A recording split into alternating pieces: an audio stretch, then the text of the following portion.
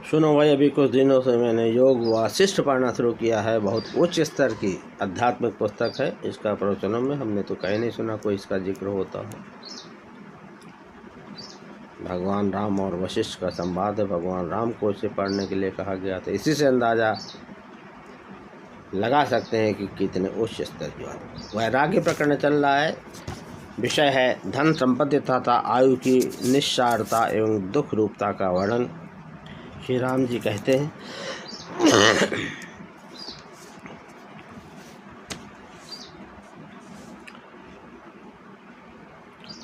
जैसे विष की बेल सुरक्षित रखी जाए तो वह मौत ही देती है, उसी प्रकार धन संपत्ति की रक्षा करने पर भी वह विनाश का कारण ही बनती है। क्योंकि धन की तीन गतियां हैं, दान, भोग और नाश। दो पहले वाली न हुई तो तीसरी स्वयं संभावी है, यानी हो ही जाती।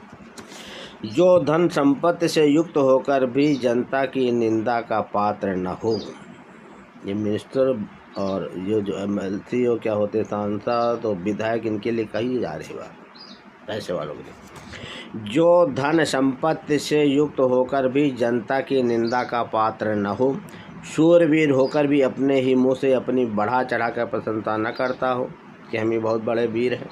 हालांकि है, लेकिन मुख से नहीं। मुख पे कड़े बराई, समझो विपदा के हैं दिन आई, ये कहावत भी है। तथा स्वामी होकर भी समस्त सेवकों अथवा प्रजाजनों पर समान दृष्टि रखता हो। लियो टॉलस्टॉय का नाम आपने सुना होगा, रूस के बहुत बड़े दार्शनिक थे। एक बार एक पत्रकार था या क्या था, उनसे मिलने गया लियो टॉलस्टॉय। उनका नाम पूरे विश्व में था। अब उनके घर गया तो देखा जो ड्राइंग रूम होता है, नौकर वाला रूम, बड़े बड़े घरों में नौकर का अलग रूम होता है, उसमें लियो टॉलस्टॉय बैठे हुए कुछ काम कर रहे। उस आदमी ने पूछा, लियो टॉलस्टॉय साहब कहाँ हैं? उसने कहा अभी आते होंगे, अभी बुलाते हैं। थोड़ी देर बाद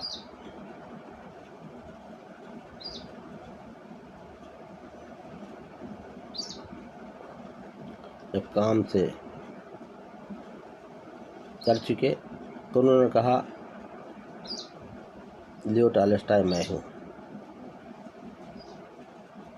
जब नौकर से कहा चाय लाने के लिए, तो ऊपर महल में रहता था, तो बहुत सजा हुआ ड्राइंग रूम था वो नौकर के लिए।